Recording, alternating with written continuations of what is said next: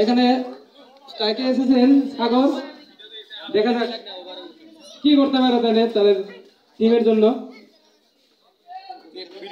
বল হয়েছে আর একটি dot ball, তার সঙ্গে ওভার শেষ।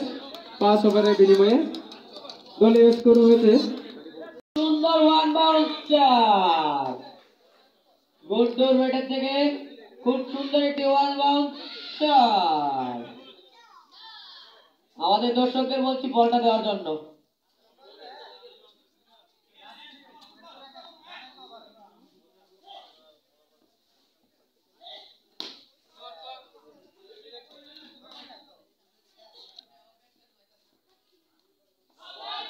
আরেকটি অতিরিক্ত রান বাইরের চার।